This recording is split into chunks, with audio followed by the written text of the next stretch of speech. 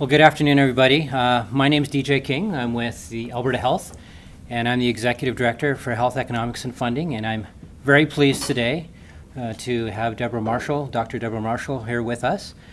And Deborah is going to be presenting to us on system changes which will allow for better economic analysis, and really looking forward to this conversation and the education. This, as you know, is part of an EIPII series that the Alberta Health has sponsored, and again, very pleased to have you all here today.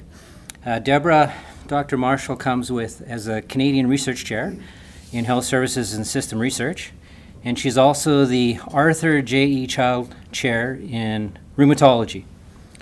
Dr. Marshall's research program is focused on the assessment of the value of healthcare interventions through measurement of patient preferences, cost-effective analysis, and simulation, and pharmaceutical and diagnostic industry research settings in Canada. I guess the U.S. and Europe as well you're involved with. So again, very pleased to have Dr. Marshall with us. She's also the co-lead of the economics platform for UCAN, CANDO, so the Canadian Netherlands Personalized Medicine Network in Childhood Arthritis and Rheumatic Disease, funded by the CIHR Personalized Medicine in Inflammation Network. So there's a lot of words there that I struggled with, but again, lots of qualifications here. So we're very pleased to hear your presentation today, Dr. Marshall. Thank you, DJ. That's okay. I've had the opportunity to practice those acronyms a lot, so they just roll out. But you're right. Our world, unfortunately, does tend to be full of our own acronyms, no matter what discipline you're from. But we are excited about UCAN CANDO. We think that's a nice acronym. But it actually is Understanding Childhood Arthritis Network, and CANDO represents Canada and Dutch. So I can't take any credit for that acronym, but I think it's a great acronym. But it does beg the question of what does it stand for. At any rate, thank you very much for the introduction, and also specifically to Alberta Health and EIPII for hosting this. It's really nice to be able to come to a room where we can see people. I have to say that I have a slight aversion to doing WebExes online where you can't see anyone. It's really hard to present. So whether I see happy faces or sad faces, at least I can see your faces, and that's a lot easier for me. So I hope we can have a good discussion. I'll try to go through the materials sort of quickly so that we can have time for discussion. I find that's usually the most fruitful thing. And I guess the first thing I also have to say is, of course, I'm not by any means suggesting that I have solutions to change the system or will change the system. That was a bit bold of me. I'm not sure why I sent that as a title. But what I want to do is talk about some tools from a simulation modeling perspective that I think are useful in terms of planning and thinking about health services delivery. And I guess the takeaway message, if you will, and if you have to leave early, from this whole presentation is around how we can use some tools from operations research, which are simulation models and commonly used outside of healthcare and starting to become more and more used in healthcare to, I say, have a broader systems perspective on things as opposed to thinking about more of a specific technology comparison. And my simple example is always drug A versus drug B, which is quite limited and narrow in scope. And the whole message around that is we sit in a healthcare system that is complex, it's dynamic, and it's interactive. And I think we need the appropriate methods to take into account context in the delivery of those services so we can try to plan and inform ourselves better. So if you need to leave, you're done. So that's really what my message will be for today, and let's walk through a little bit of this. So I do have to say huge thanks to a really good team, NCIHR, who's funded this research.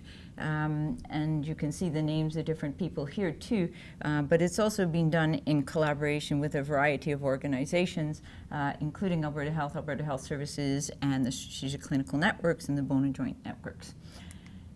So what I want to do is just take a few minutes and talk about how we can think about the systems perspective and simulation modeling, and how we can use these tools really to inform planning and system redesign. And I guess the way I would platform this in thinking about Alberta Health Services and Alberta Health as organizations, I think we do want and strive to be in a learning environment, and I think these kinds of tools can help us be in that kind of environment if we sustain these tools and kind of reuse them and have a vehicle to refresh them.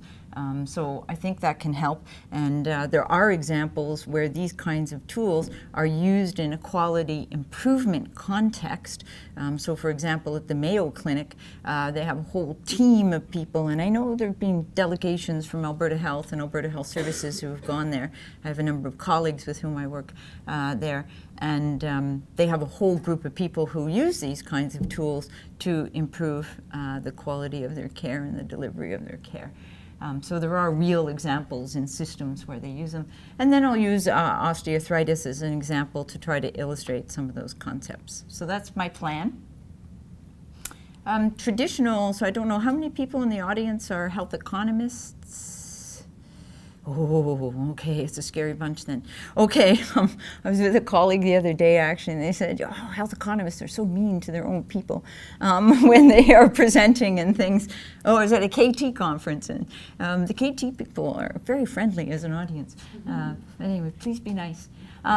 So in sort of more traditional health economics modeling, like Markov models, which are still probably one of the most commonly used models in health economics, there tends to be a little more limited focus. So because of the nature of the modeling and because of the nature of the problems that are typically addressed, it's a little bit smaller, and they tend not to account for what I call context. So how are you actually delivering these? So if you just take a simple example and think about doing a cost effectiveness model of breast cancer and different treatments, one of the things that we don't maybe do so well using traditional, Markov type models, where and how are you going to be delivering this? Yes, you can say who you're going to be delivering it to and think about different stratifications and risk groups to whom you might do this. But we don't think about how we're going to deliver that and the implications to the system. So if you're going to do treatment for breast cancer, are you doing that at home with oral medication? Does the person have to come in for IV treatment? So are you using different healthcare professionals, different systems, different clinics? All of those kinds of things actually matter when it comes down to the effective and implementation aspects, which we're all responsible for in the end. And actually, just before the session, Shannon and I were talking about you can have the most effective treatment or the most effective, or let's say efficacious program around. But if you can't actually get people to use it, then it becomes useless. Or if you don't have a mechanism by which to deliver that service or that care, it becomes useless. So this is, I think, the challenge around this, and I think we need to probably do a better job of thinking about these contexts. The other thing is they're a little more static, and by definition, from what I was saying, more isolated. And again, the context. So there are kind of implicit assumptions in many cases when we have a Markov model about, and everything will happen by magic in terms of the delivery. And I think we have to move away from that. So with dynamic simulation approaches, again, drawing on operations research, no, health economics isn't inventing this. No, I didn't invent this by any means. But now we're really trying to think about that. We're thinking more about these interactions of the different players in the system and what that means. And there are three main ways, and this is not the only ways, that you can think about these methods, and they have been used in health. One is called system dynamics, another is discrete event simulation, and the third is individual or agent-based modeling. So there are some examples here, but you might use a system dynamics model when you're thinking about planning facilities for cancer treatment. So this tends to be more of the policy type model that you would use. The second is with DES, you might use it for surgical planning. So typically when you think of DES, and I'll talk about this in a minute, you think of queues and wait times. And so surgical planning or scheduling is a really common application of this, being used a lot in organ transplantation or in the emergency room department. I think Sally Brailsford did a systematic review of models, simulation models in emergency departments, and I think there are like 158 published examples of it. So there are very common applications of DES in emergency room. And then agent-based modeling, and we were talking about infectious disease modeling, that would probably be the most common approach. So I should say before I go to, what I'm suggesting here isn't that these are the only ways you can do this. You can actually, as a colleague of mine says, you can actually take a Excel spreadsheet and make it do these things, but boy, you better be a really good programmer, and it's not very efficient, and you'd have a very bushy tree or something very unmanageable, but you could do it if you really set your heart out to do it. So it's not that you can't deal with some of these things in different modeling approaches. These are probably much better, more efficient ways to address these kinds of problems. Okay, so I'm not trying to say that there's only one way. Please don't take away that message to do this.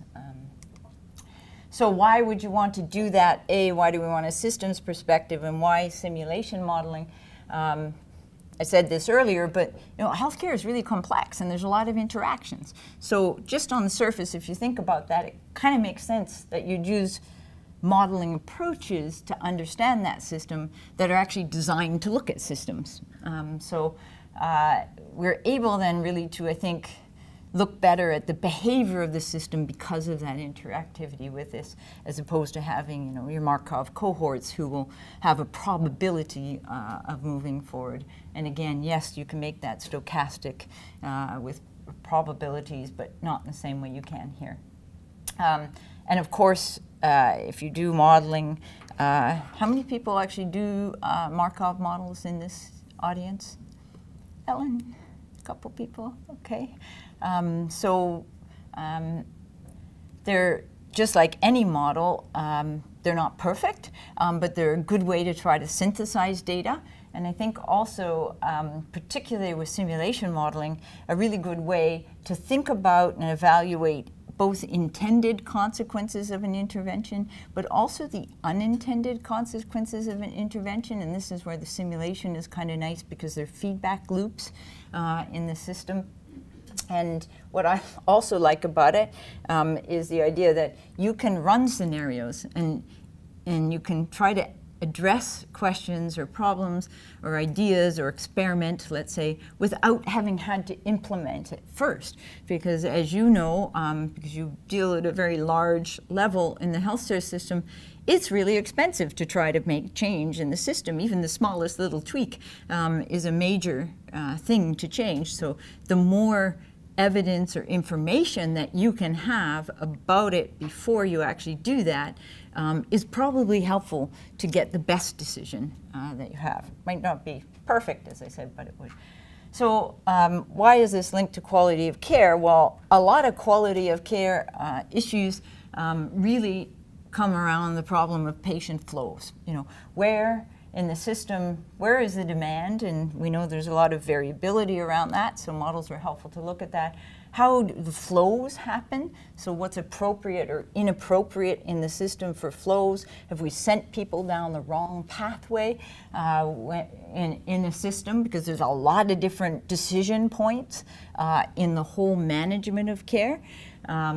Is there a misalignment of resources? Are we using very expensive resources for certain parts of patients or part of the care pathway, or less expensive or more available resources or less available resources?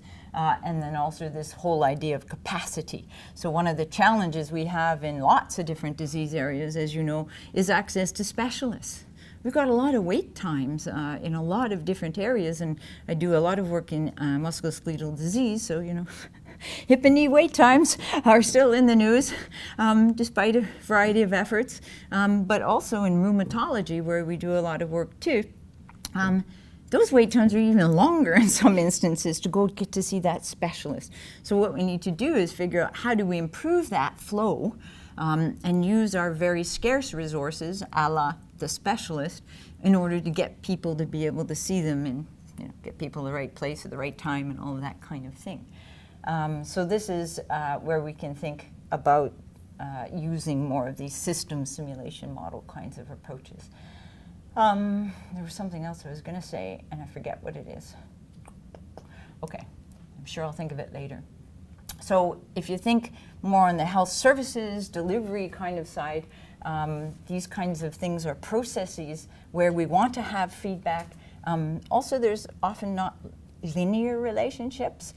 So some of the more traditional health economics types models do have embedded in them some linearity in the relationships, which we sort of know isn't necessarily correct, but this has a lot more flexibility. We can also think about spatial relationships as well. Where are people located, and how does it affect being able to access services? So this is adds to the challenge of really understanding what will your outcomes be in that real world sort of effectiveness kind of context. And so this is just showing that it's nonlinear and there's this system and the dynamic relationships that we have to take account to. So I did send, and I think they're outside, some pre-reads, obviously completely voluntarily, but thought that that might be helpful because I had the privilege of being involved in an international task force associated with ISPOR, I guess, International Society for Pharmacoeconomics and Outcomes Research. And one of the things that I did when I was president, or one of the things I was trying to sort of raise awareness about, was these kinds of methodologies in healthcare services and healthcare research kinds of applications in health economics. Because again, it's not that we've invented this, but there hasn't been a huge dissemination or uptake of these kinds of methods in health as compared to other areas. So that's very well developed in engineering and other kinds of disciplines where they apply these types of models very routinely. So we were able to have this task force and essentially say, well, hey, how should we apply these? Where does it make sense? Also, and to move away from this idea of sort of the cost effectiveness, again, in a specific technology context, but moving more to this, I'm sure you're very familiar with the health technology management kind of thinking and the paradigm, where we're looking more around the whole delivery along a care path as opposed to a program, as opposed to just one intervention. So this is really, I think, a mechanism to be able to do that. So we had one task force which was really talking about these methods and kind of doing some of that comparison to traditional, more traditional, health economics methods. And then we had a second one where you would say, well, gee, there's these major kinds of approaches with discrete event simulation, systems dynamics models, and agent-based models. How would you choose which one, right? Because it's like having this big menu and you don't know which one you would get to move forward. So we created this checklist.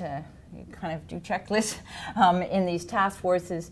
And what we tried to do in here is just say, when is it useful to do a simulation model? Because as much as I could say, hey, these are great, these probably require A, little more effort, and B, certain programming skills, so not everybody would have that skill, and C, maybe, one of the big things is data. They're a little bit data hungry, these kinds of models, relative to some other models, but nonetheless, we said, okay, well, let's figure out when it makes sense.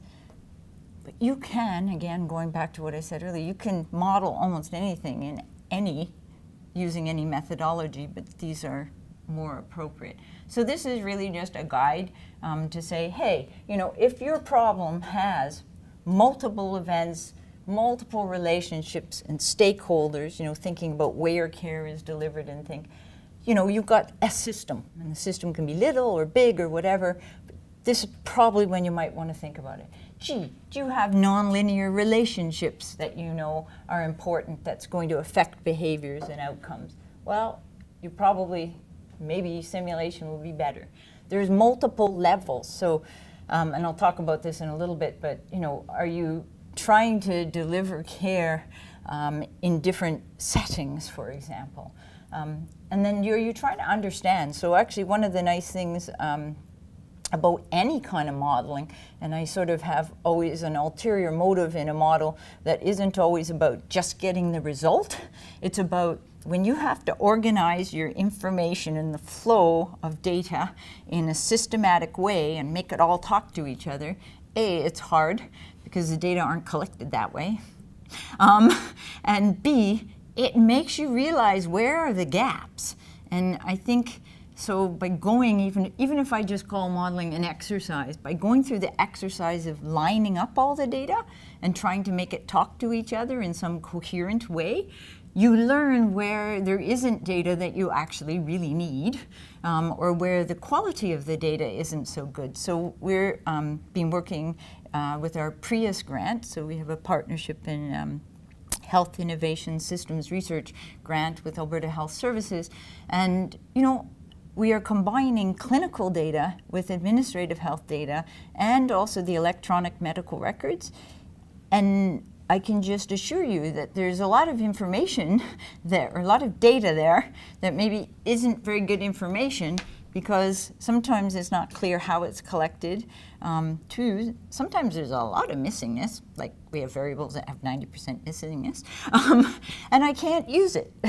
So my simple answer to that is, okay, either let's change what we need to collect and collect it well, or drop that, just don't collect it at all. So sometimes that's the subsidiary or ancillary outcome of doing models. I think really to learn better the kinds of information we want to collect, and if we link that to key performance indicators, which we've done in PRIUS, so this is around centralized intake for osteoarthritis and rheumatoid arthritis, well then we can think about what are the most important variables to collect? So there's a lot of discussion, I'm sure you have these discussions all the time, around what's the core data that we need to have. And if we know what the outcomes are we want to measure, then we can think about what those core data are. And some of those key performance indicators might be around outcomes, some of them might be about process. So when we get a referral from the clinic, does it need to be complete? Which minimal things have to be complete to come in? So we have a key performance indicator around that. Well, it's really hard to measure that with the data that we have because there's nowhere recorded if all the elements are actually there. So things like that. So understanding, I think, is a key thing around modeling in its entirety.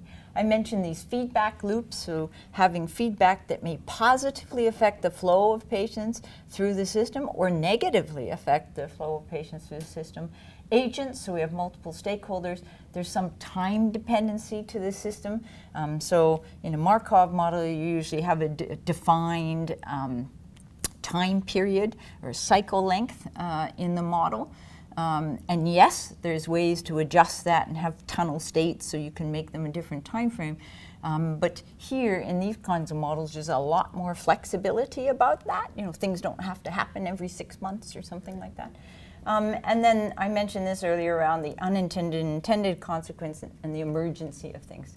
So this checklist is not meant to say, oh, if I tick all the boxes, then I should do a simulation model. It's simply a guide to think about what your problem is. And the more of these characteristics your problem has, the more likely it is that a simulation model is probably going to be useful for you. So system dynamics modeling, oh yeah, okay. So this is one of the types I mentioned. So just on total, this is used to represent a complex system and understand behavior over time. So it's used a lot for sort of predictive, analytics. The core assumption here is around the behavior of the system is due to the structure, so the way in which the sequences happen and the different states occur, and not specifically around external forces. If you think what comes top to mind around what characterizes a system dynamics model, it's having feedback for processes that aren't linear necessarily. You have accumulations, so we call those stocks. So people aggregate in the system somewhere. There are rates, which we call flows, so stocks and flows is the way that this model is often referred to, and there's some time delays. So the underlying basis of system dynamics models is essentially differential equations, because you have flows in and flows out of a state. And so this is what a tiny little chunk of a system dynamics might look like, where you have this stock and this inflow, outflow from it.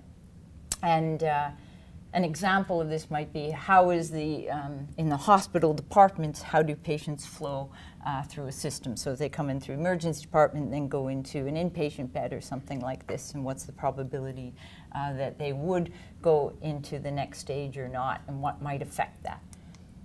The second one that we say is a common simulation modeling approach is DES. This is probably the most commonly used in health to date. So is it organ transplantation is a really good example of this. And here, the things that come to mind are queuing process and networks of queues.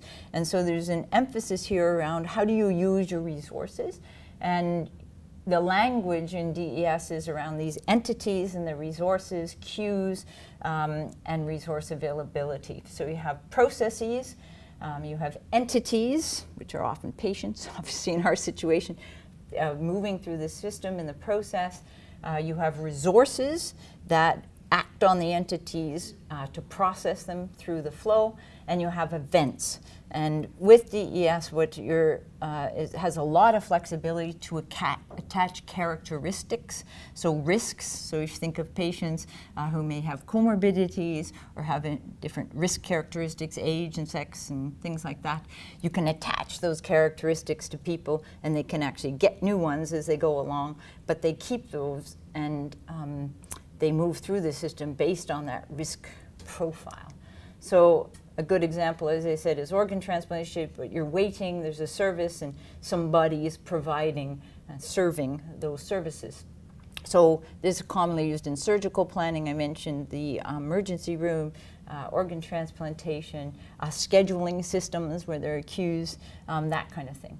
The third one is agent-based simulation models, and here you're really thinking about analyzing behavior to look at the overall effect on the system. And each of the agents have these interactions between each of the other entities in the system, and also their environment that they're set in. And so really here you think about the environment and the interactions and keys. And the language around this is entities, interactions, networks, and space. So also here, it's quite common to use these kinds of models when you're thinking about where you might locate, for instance, different hospitals or different service locations in order to think about the best way to deliver those services. So this is an example. And this is also a really common, sorry, I should have mentioned this earlier, application is infectious disease modeling. So it's the relationships between people. Are they exposed? Where do they go to work? Where do they go home? Do they go to their community center? And how would that affect their risks? So agent-based might be a common way to do this. Can somebody please tell me what time it is? I'm sorry, my watch broke yesterday, and I don't have one. Okay, thank you, sorry. It's not on the bottom corner like it is on my laptop. Okay, so how would you pick? Okay, these are nice. I've sort of emphasized some of the language and maybe some examples, but how would you go about doing this? So this is our second task force report, and the way we set this up is, you need to think about the purpose and your question and what the problem is that you're investigating. Then you need to think about what we call the scope of the model, or the boundary, because remember, at some point you could say, I'll just simulate the whole healthcare system.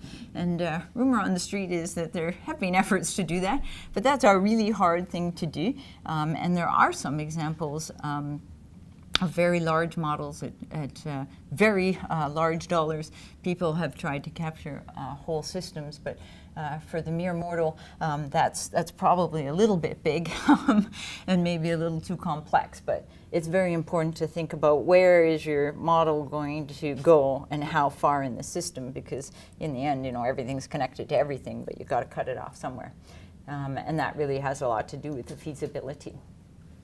So just giving some examples here, what we do is we have a table in this, and you have the publication, but we have a table of the characteristics or the things that might characterize these different types of models. And we have these here and here, and then we've sort of mapped out, where you would most likely choose the different kinds of models, or they're best suited. So in systems dynamics, it's more of a deterministic kind of model, because those stocks and flows and those differential equations have a fixed flow rate. Now that can be adjusted by the feedback loop, but in the end, it's essentially a deterministic model. Yes, you can do modifications, and yes, you can do lots of different stratifications. Again, you can use any of these to model anything, but it's probably not your best choice if you want a very heterogeneous, i.e. lots of stratifications, and stochastic kind of model. This is probably not what I would choose. Okay. Here, if you want to do aggregate values and you're trying to look at sort of a more strategic level problem, you're looking at population kinds of issues, you really want to look at aggregate level kinds of data, that's probably the direction you would move in amongst these. If you want something that's a little more, workflow cues, you want to capture more heterogeneity, more stochasticity, more of a tactical level kind of problem, and more individual level data, because now you're going to have each of those patients for the most part, but whatever agents or entities you want in that model to have characteristics, then you're going to use more discrete event.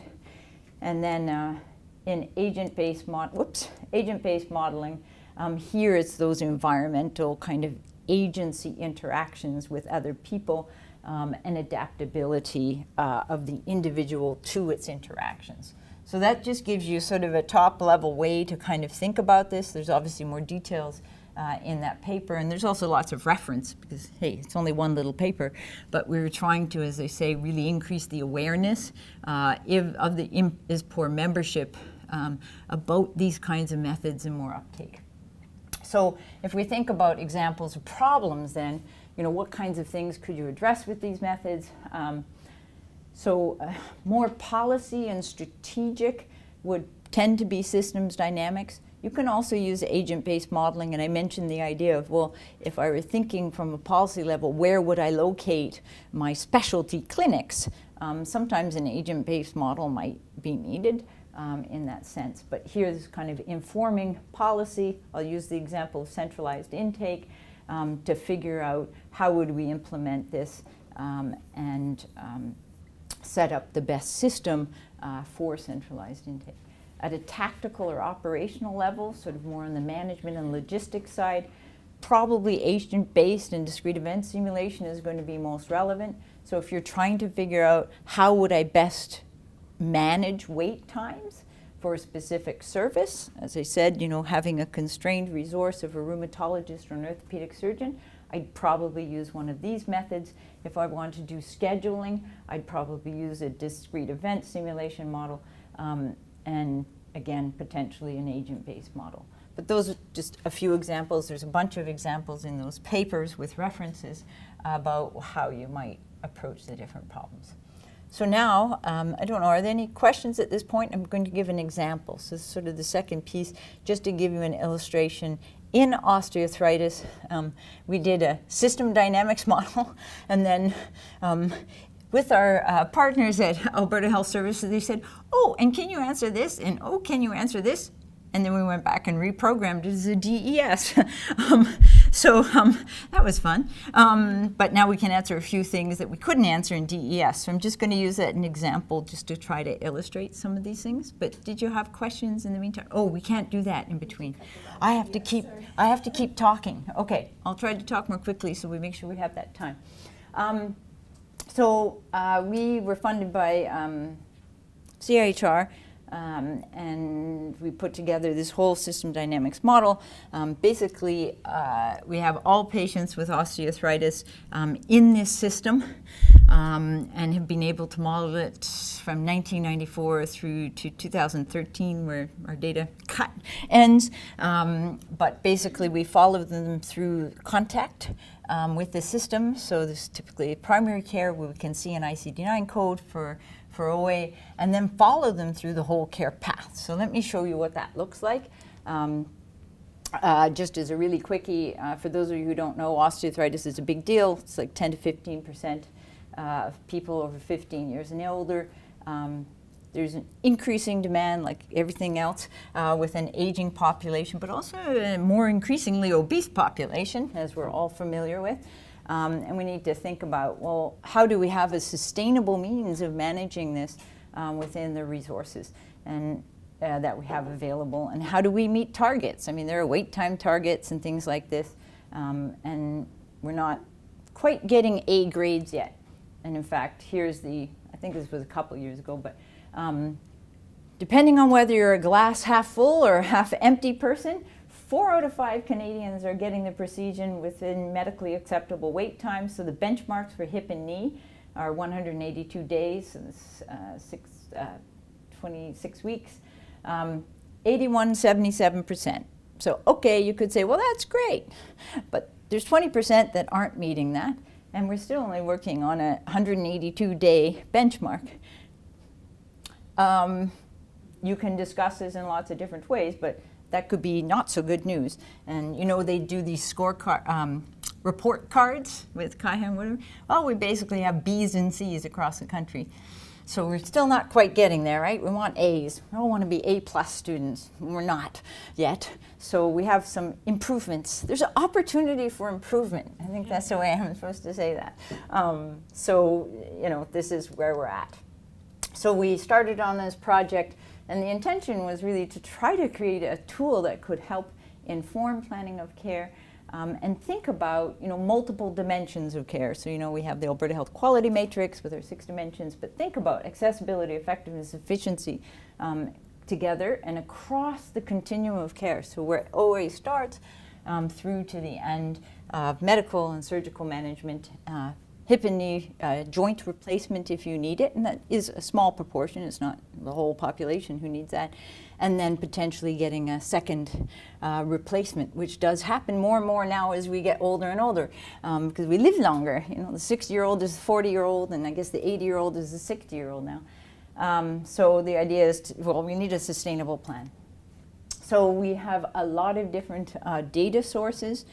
Just to give you a sense of this, there's about 500,000 patients in this model as a cohort every year, so it's about 497,000, I think, patients each year with osteoarthritis, and this may not be a lot to you, but it's like 200 million records that we're dealing with in this model.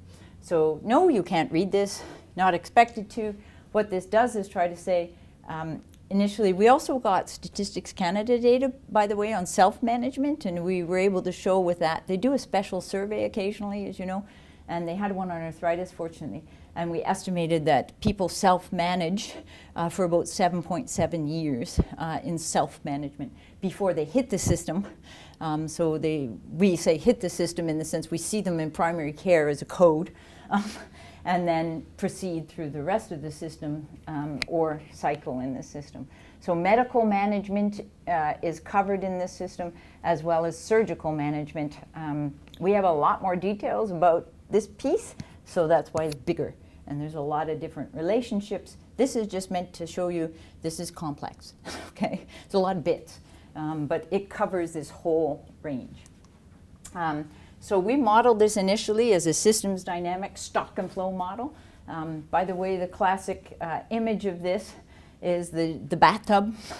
Inflow rate, outflow rate, and the level of the water changes depending on the inflow or outflow is bigger. You know, differential equations basically there. Obviously it gets a little more complicated, but that's the basis. So how many people need surgery, what's the annual rate, where are the bottlenecks with respect to availability?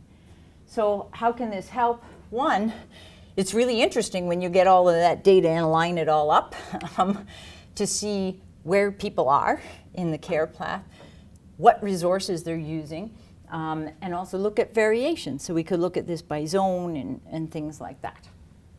So that, again, just looking at the variation before actually like running the model, it was actually very informative, and there's a lot of data here. The other is, and this is what we use those models for, these what-if scenarios to look at intended and unintended consequences. So with that model, we can say, okay, if everything kind of stays the same, this is what we're expecting, and I'm not going to worry about the numbers here because I don't think it's relevant, so to speak, to you, but the number of surgeries are going to increase. So this is, again, the whole idea of using these models to project outwards and plan. So in 2035, we can see what's going to happen. Volumes are going to increase. We're going to have more cases, no surprise. These are the number of people who will be waiting for surgeries, or wait lists are going to grow. These are the number of visits, because we could do this, because we have the detail of the data for allied health professionals and physicians. So how much diagnostic imaging is going to happen, how much nursing, these are number of visits, okay? Physiotherapy, anesthesiology, emergency department. Now we're into the clinicians, the GP, internal medicine, orthopedic surgery, etc. So we can actually estimate those, okay? And you've got the baseline and the projection, okay? So obviously there's a lot of stuff under there. We're not just linearly projecting this. This is having people move across that whole thing. And then we can also say, well, what are the costs? And what are the costs incurred in those different stages of care? So people in medical management, people in acute care, people in community care, who's waiting for surgery, so we can see not only the numbers, but where are they in that system, okay, and how will it change over time? And then if we say, okay, I want to implement a change, and at some point there was discussion about having a 14-week wait time, and so we said, okay, we can model this, and then if we did that, and yes, this graph is upside down deliberately, we would actually shorten wait times.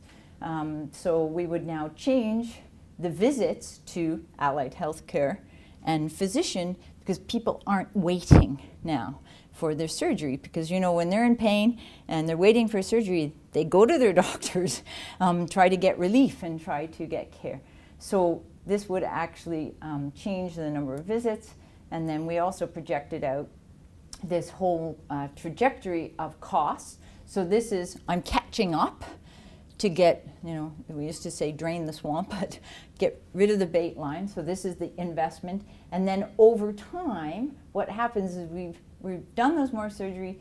Yes, there'll be higher costs, but then over time, those costs are going down and down and down because we're offsetting with people waiting in the other areas and not consuming resources that they would have if they were waiting for their surgeries. So again, thinking about, okay, is it worthwhile to invest in this because long term I'm going to get rid of those expenses while waiting and people are in pain. So it allows you to kind of think and plan and think about the consequences of these interventions. So this is my fun little smiley guy moving through a model. So this is a simplified pathway. So this is a patient in the model where he's going through the different steps from primary care, gets referred to orthopedic surgeon, and what I can do for each of those stages of care is show by zone how long they are in each of those stages, what's the physician cost in that stage of care, what's the cost of allied health professionals, and what's the cost per case in that stage of care. And I keep saying that because I'm going to show you something different after.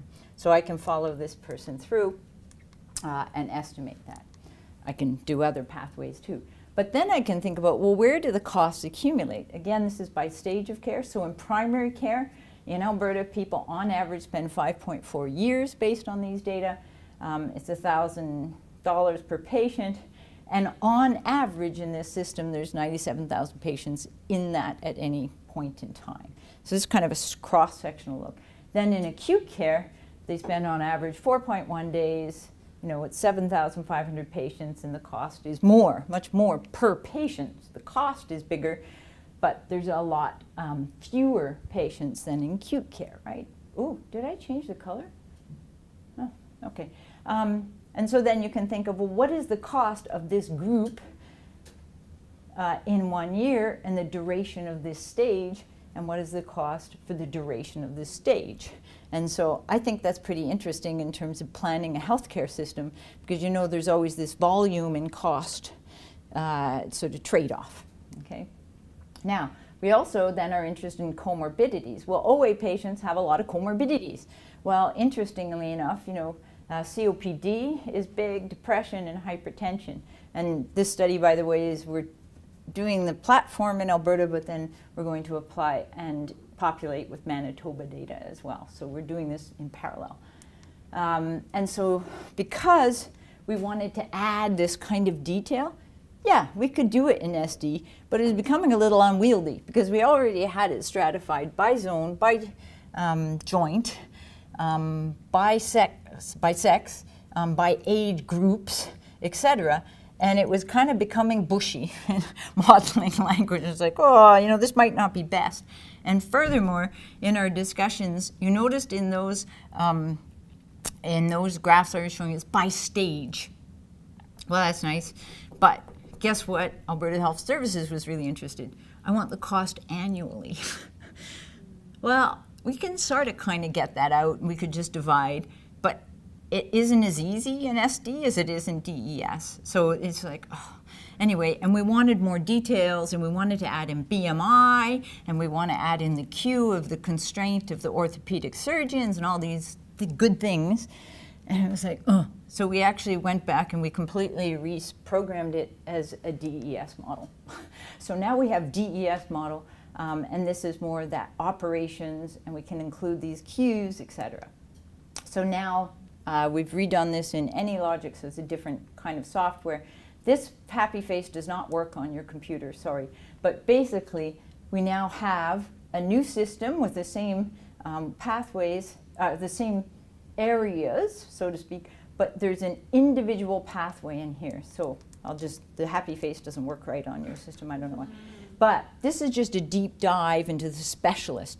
So you can see all the relationships of the interaction of this individual with the system. So this is a one person, you know, pathway, so I can look at everybody individually in this system and build in the Qs. So why did we switch? We wanted to add more heterogeneity around the patient characteristics, including those comorbidities that we had talked about.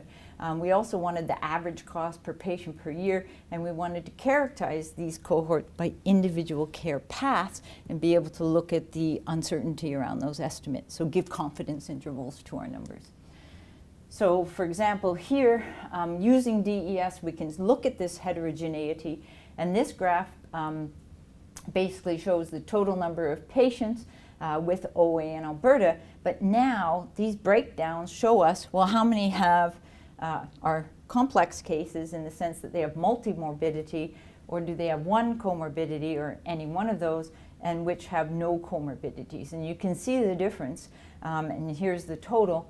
But you can now look at this and say, well, we have 41% with comorbidities, and we can look at each of those groupings or by comorbidity to understand differentially how those patients might proceed. Secondly, average cost per patient year. So here we can report the average cost per patient per year for each stage of care. So it's a little more detailed. I'm showing here primary care and specialist care, and again, by comorbidity, and I can see, you don't have all the other ones, but primary care has the lowest average cost per year amongst all of these different stages, but the highest increase is going to happen in primary care compared to these other stages. So the slope of that curve is higher. And this is probably because of the increased obesity and, yes, of course, the aging population, but the population's aging across all the stages. But primary care is probably going to be impacted most. So you might say, well, gee, we need to probably think about investing in primary care because this will reduce average cost and the burden. Last is these pathways. We can look, instead of going stage by stage, I can now follow an individual within each of these and track how they go through the system and get their specific estimates as opposed to the cohort, so to speak. So now what are we going to do with this? One, we're going to incorporate capacity constraints, a la operating rooms, surgeons, et cetera, and how that will affect the system. Two, look at the long-term implications of potential obesity management strategies. So we're working with the Diabetes Obesity Network, SCN. And then also looking at building in patient preferences, because at all these different stages, people make choices.